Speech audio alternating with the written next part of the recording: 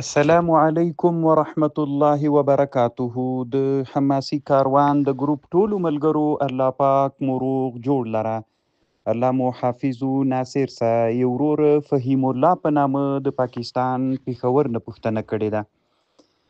د دغه ورور پوښتنه اگر چې د ما عادت دا د محترم وروره کله چې علما په یو مسئله کې سره اړم سي زه نه غواړم چې هغې مسئله کې بیا بحث وکړم. ما په دې مرتن بعد اخرى بحثونه کړي دي، خو بیا هم غوښتنه کوم طالب جان وروره د الله په خاطر باندې ګوره پرون ډیر په سپین سترګۍ باندې اسرائیلو په قطر کې یعنی داسې ظلم وکړ مسلمانان یا علما هېڅ نه وایي چې موږ باید څه وکړو، کومې لارې وسنجو چې موږ اسلامي امت له دغه مظلومیت نه وباسو.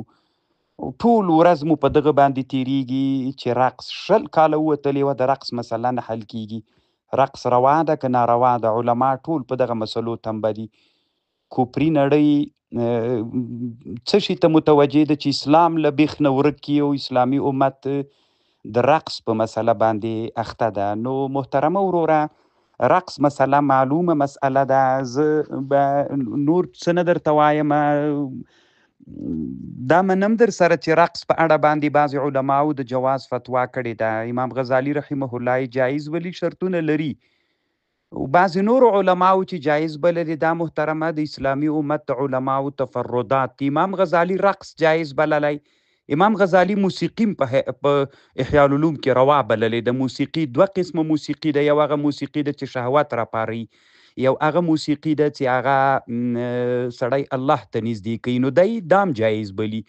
په احنافو کې علامه عبدالغني نابلوسي ما سره کتاب هم شته، دی چې رقص جایز بلی عبدالغني نابلوسي، او دی بیا موسیقي هم جایز بلی. همداسې نور کوم علما چې په دنیا کې دي چې هغوی رقص جایز بلی. صحیح ده بعضې به داسې هم وي چې جایز. دا د علماو تفردات دي. محترمه د رقص په اړه ښه کتاب چې چا جوړ کړی په احنافو کې یو معتمد عالم تیر سوی امام حلبي ورته وایي. د هغه حلبي د محترمه چې په دغه باندې شرح کړې ده، په مونیې باندې مشهور کتاب د حلبي الکبیري ورته وایي چې اصلي نوم یې غنیة الممتلي شرح د منیة المصلي. دغه عالم یو کتاب جوړ کړی ده، د کتاب نوم د الرهس والوقص لمستحل الرقص. دی په دې کتاب کې د 4 مذاهبو خبر نقل کوي.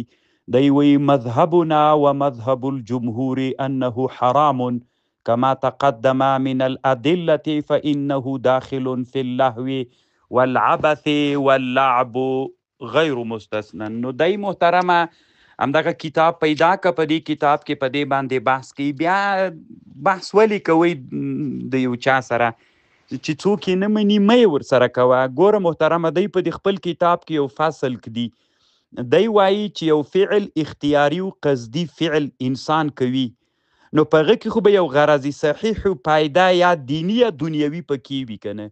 دغه رقص کې اوس د دین کمه ګټه ده، د دنیا کمه ګټه ده او د دین کمه ګټه ده. څه ګټه پکې ده؟ دې کې د دنیا څه ګټه پکې ده او په دې کې اخروي کومه ګټه وی پکې ده.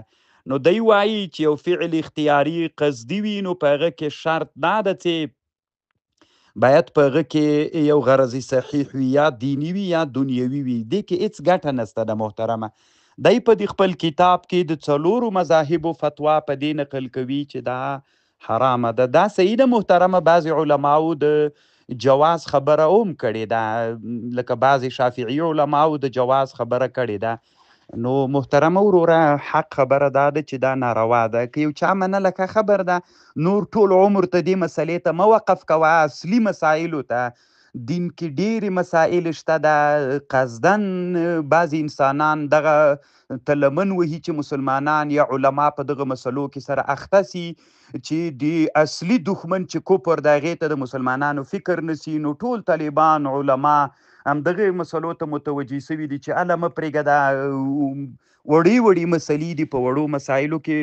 او بیا دا داسې مسله ده نه وروره، الحمدلله نن په ټوله دنیا کې لوی لوی دینی مدارس سته ده، علما سته ده، علما پې باندې پوهیږي. نو دغه څوک چې وایي چې دا جایز ده، دا دغه علماو فتواوی دي چې هغه دغه علماو تفردات دي. الله پاک دې روغ جوړ لره وروره، کامیاب اوسې.